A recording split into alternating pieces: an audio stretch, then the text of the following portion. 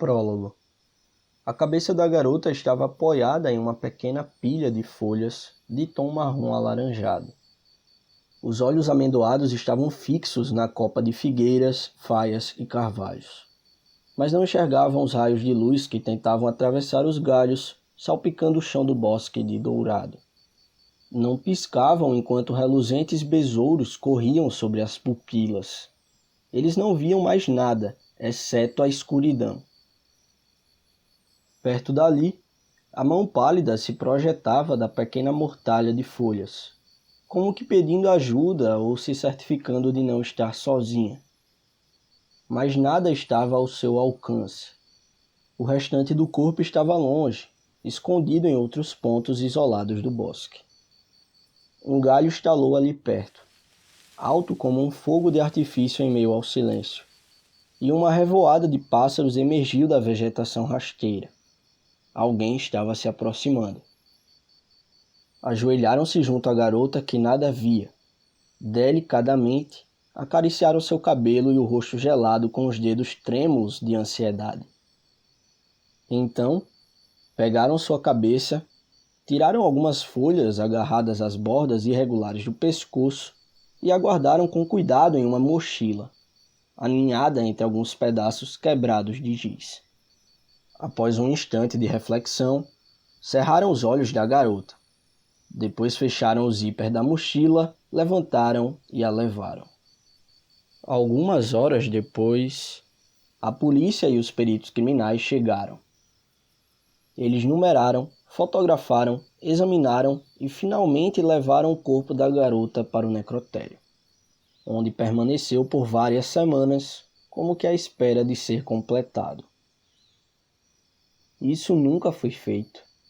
Houve extensas buscas, perguntas e apelos.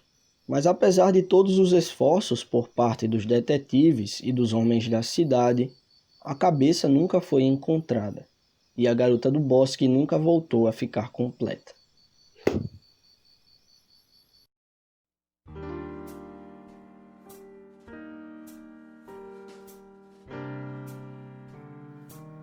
Olá a todos, eu sou o Bruno, sejam bem-vindos a mais um episódio do Sábado de Cinema, episódio de número 15 já, e hoje eu vim aqui falar sobre um livro que eu li recentemente, faz uma semana que eu terminei, ou 2 no máximo. O último episódio foi sobre um filme, Entre Facas e Segredos, recomendo muito que você escute, ficou bem bacana, e hoje eu vou falar sobre um livro, O Homem de Giz, de C.J. Tudor.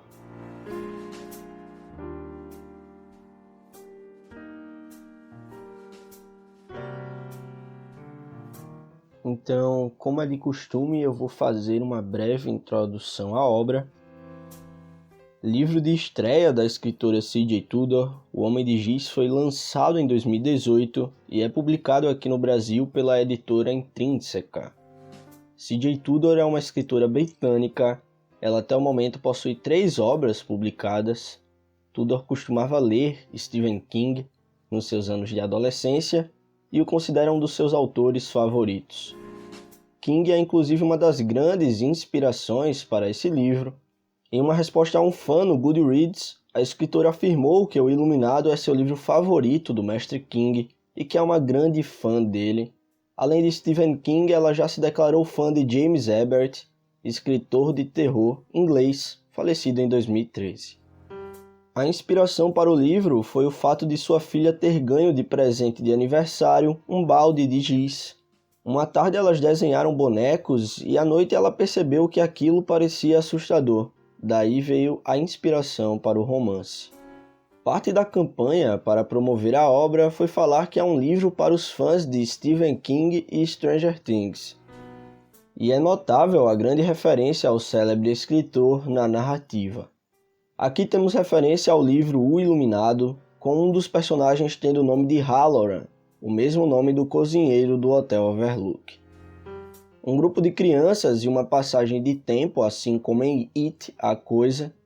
E apesar de eu ainda não ter lido It, eu assisti ao filme e vi outras referências a essa obra, como a personagem Nick, que é claramente inspirada em Beverly, tanto fisicamente quanto em outros aspectos narrativos. Outra semelhança com a grande obra do mestre King é uma guerra de pedras entre o grupo de crianças e os valentões. Além disso, peguei possíveis referências ao livro O Cemitério, também do mestre King, que a autora cita como um dos seus favoritos do escritor. Tudor tentou publicar seu primeiro livro por 10 anos, mas foi continuamente rejeitada pelas editoras na Inglaterra. Enquanto sua carreira de escritora não tinha início, ela trabalhou de diversas formas. Inclusive, enquanto escrevia O Homem de Giz, ela trabalhava passeando com cães.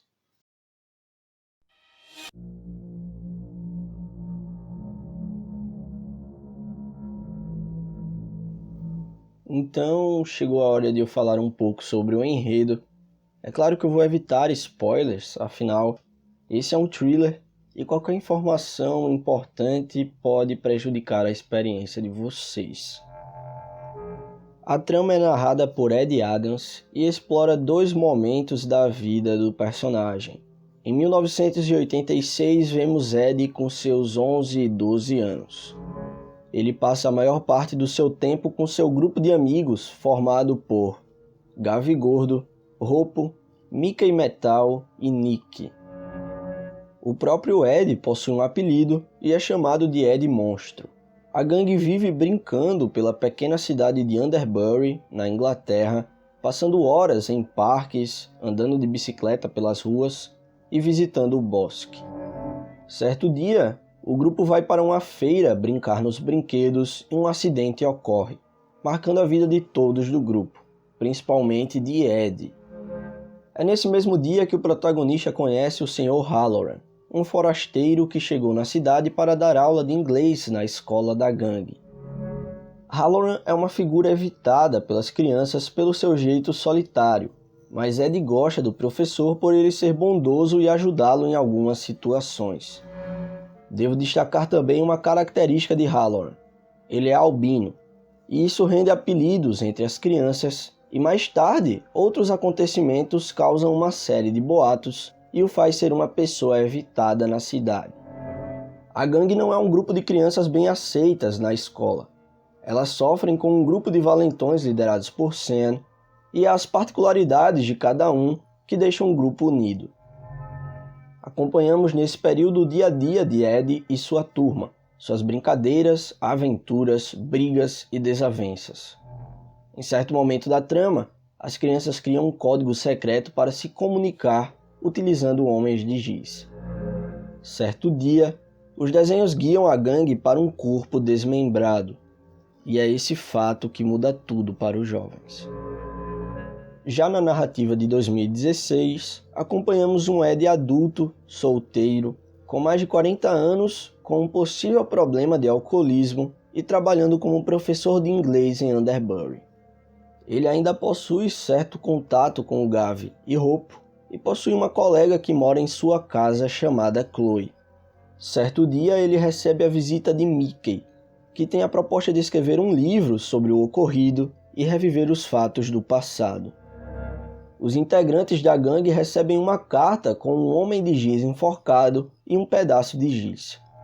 Quando um de seus amigos é encontrado morto, Ed percebe que precisa tentar entender o que ocorreu 30 anos antes e terá que reviver suas memórias e medos.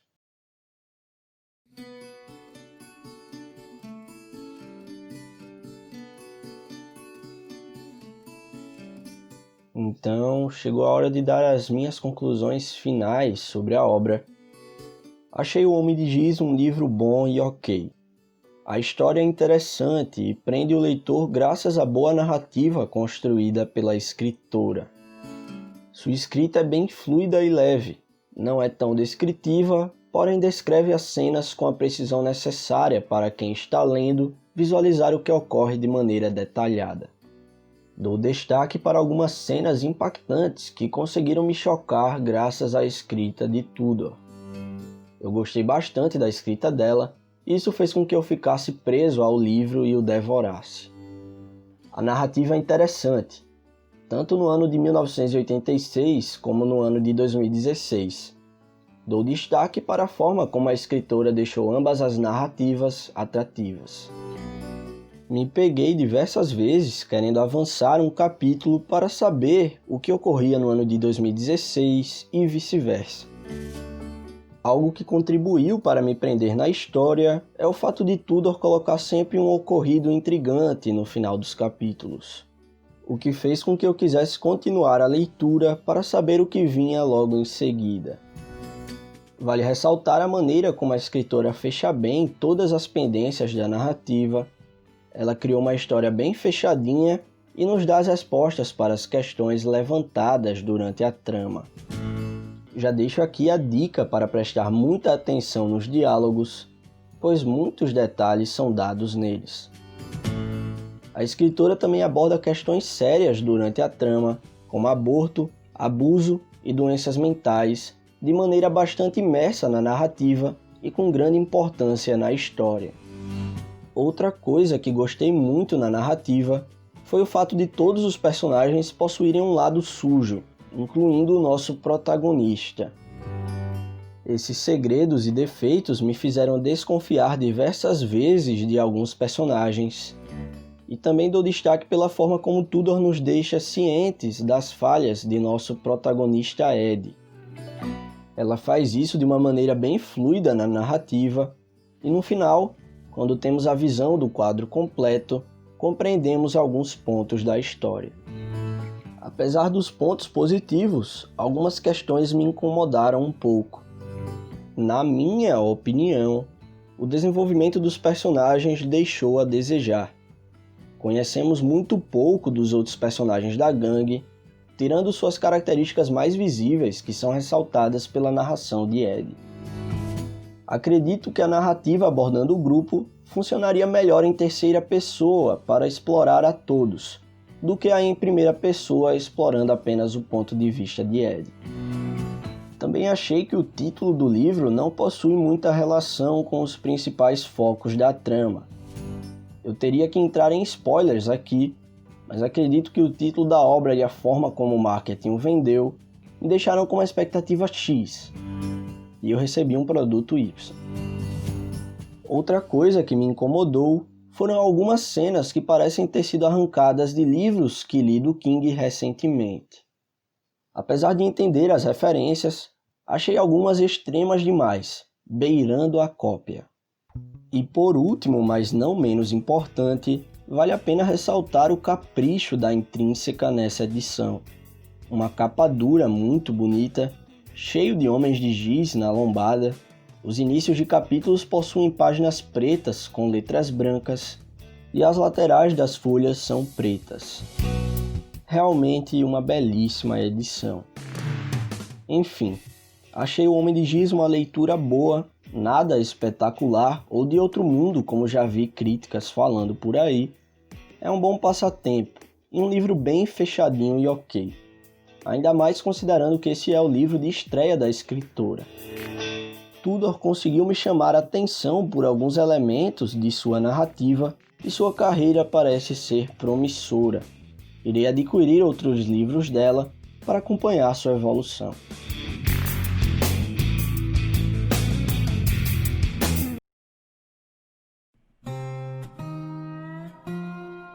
Então, esse foi o episódio de hoje, pessoal. O Homem de Giz, livro de estreia da C.J. Tudor, que me deixou bastante animado para comprar os outros livros que estão disponíveis aqui no Brasil. A editora Intrínseca é quem está trazendo todos os livros da escritora até o momento.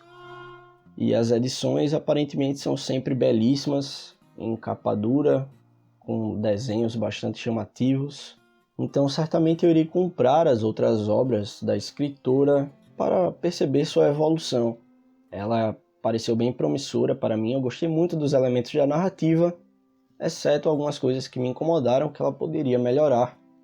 Mas, considerando que foi um livro de estreia, foi um início bem sólido da escritora. Ela tem uma narrativa bem fluida, bem legal, eu li esse livro rapidinho. E eu agradeço a você que ficou até o final, deu um pouco da sua atenção para esse projeto. Esse foi um episódio bem difícil de fazer. Essa semana teve as comemorações do São João aqui nos apartamentos vizinhos. É algo que foge do meu controle. Tá tendo também uma obra aqui na rua, então tem barulho de furadeira por aqui, martelo, alguma coisa assim. E tava tendo também alguma mudança em um dos apartamentos vizinhos. Então foi uma semana bem difícil de gravar. Vou tentar tirar todos os ruídos, os barulhos desses eventos, né? Mas se você escutar algum barulho anormal, saiba que foi por esse motivo. Não foi uma semana muito silenciosa para gravar.